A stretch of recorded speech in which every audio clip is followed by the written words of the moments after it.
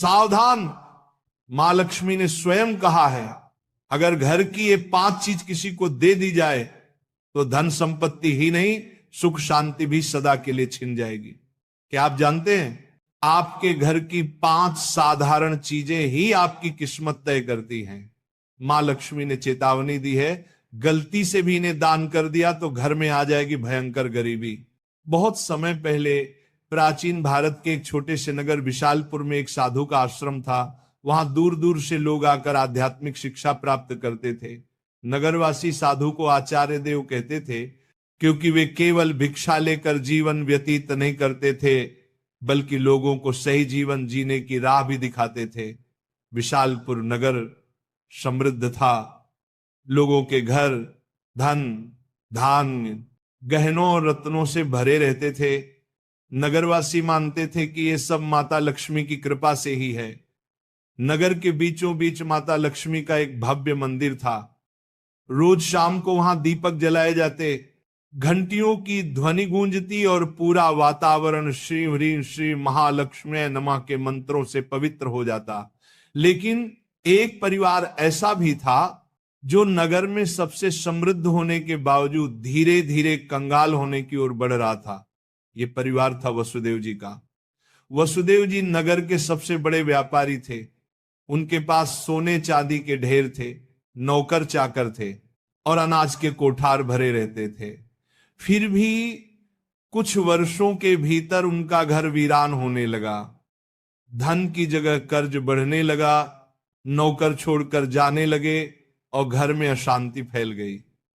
लोग हैरान थे कि ऐसा क्यों हो रहा है, आखिर माता लक्ष्मी की कृपा एक समृद्ध घर से क्यों उठ गई। वसुदेव जी भी परेशान थे। एक रात वे चिंतित होकर सो रहे थे, तभी उन्हें एक स्वप्न आया। स्वप्न में माता लक्ष्मी प्रकट हुई। उनके मुखमंडल से दिव्य आभा निकल रही थी। 4 हाथों में कमल, शंख, गदा और सोने के सिक्कों की वर्षा करने वाला पात्र था। उनकी मुस्कान शांति और कृपा से भरी थी, लेकिन आंखों में एक कठोर सत्य छिपा था। माता बोली, वसुदेव तुम दुखी क्यों हो? क्या तुम्हें याद नहीं कि धन की रक्षा करना भी एक तपस्या है? तुमने अपने घर की 5 पवित्र वस्तुएं बार बार दूसरों को देकर मेरे निवास को अशुद्ध कर दिया, इसलिए मैं तुम्हारे घर से विदा हो गई। वसुदेव ने हाथ जोड़कर कहा, मां मुझे क्षमा करें, कृपया मुझे बताइए कि वे 5 वस्तुएं कौन सी हैं जिन्हें देने से घर में गरीबी आती है। माता ने कहा, यह रहस्य मैं बताऊंगी, परंतु ध्यान रहे ये केवल तुम्हारे लिए नहीं बल्कि पूरे नगर और संसार के लिए शिक्षा है। 5 वस्तुएं कभी भूलकर भी घर से बाहर नहीं देनी चाहिए, क्योंकि ये वस्तुएं मेरे निवास की जड़ें हैं। इन्हें खोने से घर निर्धन और अपवित्र हो जाता है। इतना कहकर माता अदृश्य हो गई। वसुदेव घबरा कर उठ गए। उनका शरीर पसीने से तरबतर था। अगले दिन वे भागते हुए आचार्य देव के आश्रम पहुंचे और सारी घटना सुनाई। आचार्य देव ने शांत होकर कहा, वसुदेव ये कोई साधारण सपना नहीं है, ये स्वयं लक्ष्मी का आदेश है। अब तुम्हें धैर्य रखना होगा।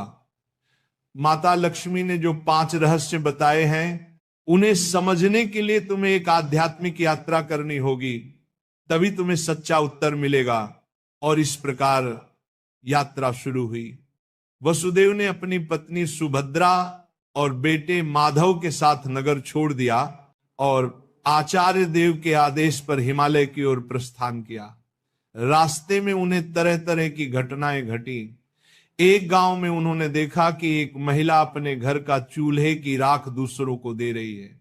वसुदेव को तुरंत माता लक्ष्मी की बात याद आई।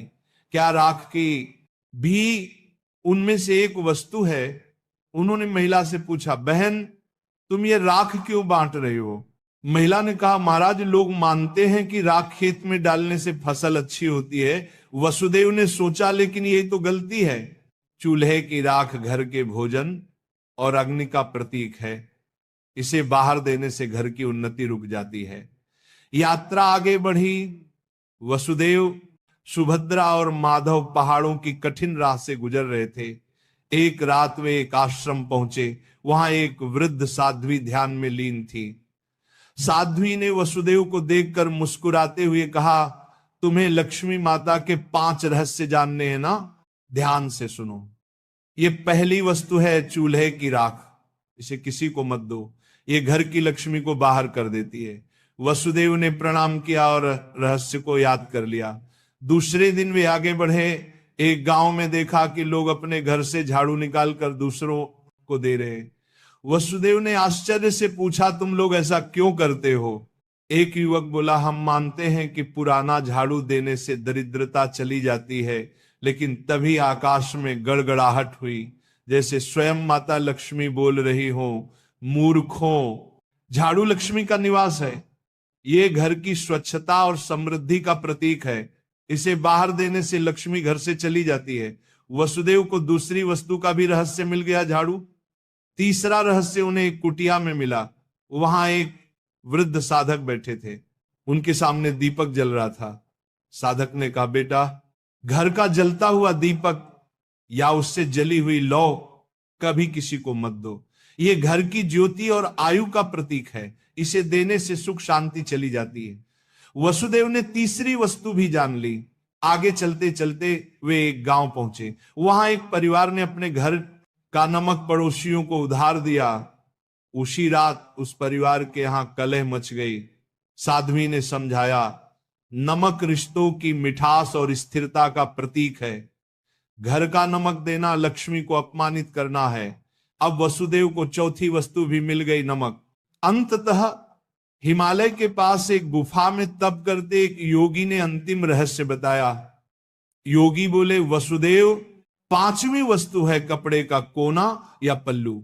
महिलाएं अक्सर पुराने कपड़े का पल्लू काट कर दे देती हैं, लेकिन यही स्त्री की लक्ष्मी और घर की मर्यादा का प्रतीक है। इसे देना घर के भाग्य को काटना है। अब 5 वस्तुएं स्पष्ट थी। पहला, चूल्हे की राख। दूसरा, झाड़ू। तीसरा, जलता दीपक। चौथा, नमक। 5वां, कपड़े का कोना। वसुदेव ने कृतज्ञ होकर योगी को प्रणाम किया। अब 5 रहस्यों को जानकर वसुदेव अपनी पत्नी सुभद्रा और पुत्र माधव के साथ नगर की ओर लौटने लगे। रास्ते भर वे मन ही मन माता लक्ष्मी के उपदेशों को दोहराते रहे। नगर पहुंचते ही उन्होंने सबसे पहले आचार्य देव के चरणों में प्रणाम किया और पूरी यात्रा का वर्णन किया। आचार्य देव ने मुस्कुराकर कहा, वसुदेव, तुम्हें अब सच्चा ज्ञान मिल गया है। इन रहस्यों को केवल अपने तक सीमित मत रखना, बल्कि नगरवासियों को भी बताओ, ताकि वे भी लक्ष्मी के अपमान से बच सके। आचार्य देव की आज्ञा पाकर वसुदेव ने नगर के बीचों बीच सभा बुलाई। सभा में नगर के लोग बड़ी संख्या में उपस्थित हुए। वसुदेव ने हाथ जोड़कर कहा, बंधुओं, मैं स्वयं अपनी गलतियों के कारण निर्धनता और कष्ट का भागी बना। माता लक्ष्मी ने मुझे स्वप्न में दर्शन दिए और बताया कि 5 वस्तुएं कभी घर से बाहर नहीं देनी चाहिए। इतना कहकर उन्होंने क्रम से सब समझाया। पहली वस्तु है चूल्हे की राख, दूसरी झाड़ू, तीसरी जलता दीपक, चौथी नमक और 5वीं कपड़े का कोना। लोगों ने आश्चर्य और श्रद्धा से यह बातें सुनी। तभी आकाश में एक दिव्य प्रकाश फैला और माता लक्ष्मी स्वयं प्रकट हुई। उनके प्रकट होते ही वातावरण में सुगंध फैल गई। मंदिरों की घंटियां अपने आप बज उठी और लोग भाव विभोर होकर उनके चरणों में झुक गए। माता बोली, वसुदेव ने जो कहा वह सत्य है। तुम सब जान लो कि ये 5 वस्तुएं मेरे निवास की जड़ हैं। जो इन्हें बाहर देता है वह अपने ही घर से मुझे विदा करता है।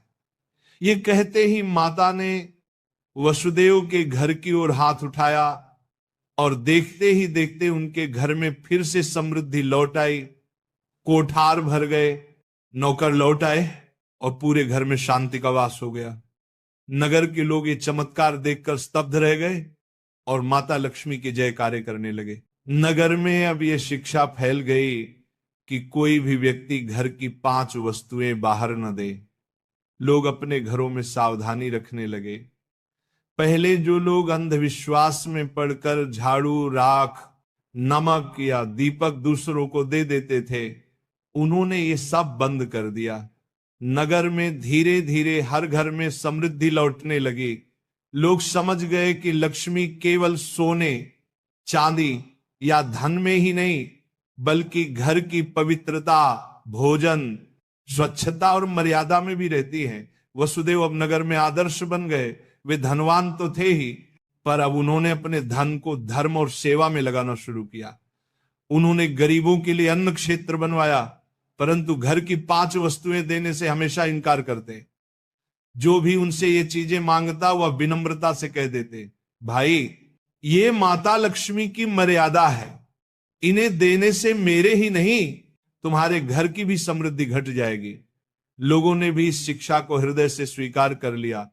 समय बीतने पर नगर विशालपुर दूर दूर तक प्रसिद्ध हुआ कि वहां न तो कोई निर्धन रहता है और न ही किसी के घर में कलह होती है। ये सब केवल माता लक्ष्मी की शिक्षा का परिणाम था।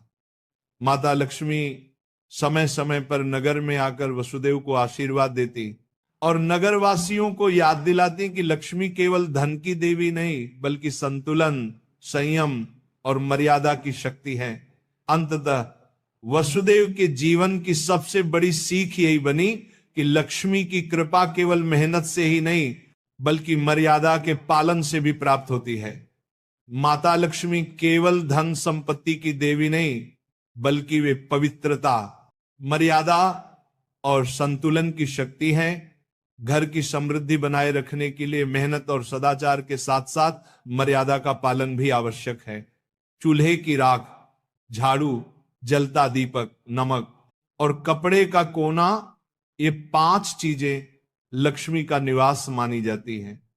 इन्हें घर से बाहर देने का अर्थ है लक्ष्मी को स्वयं विदा करना।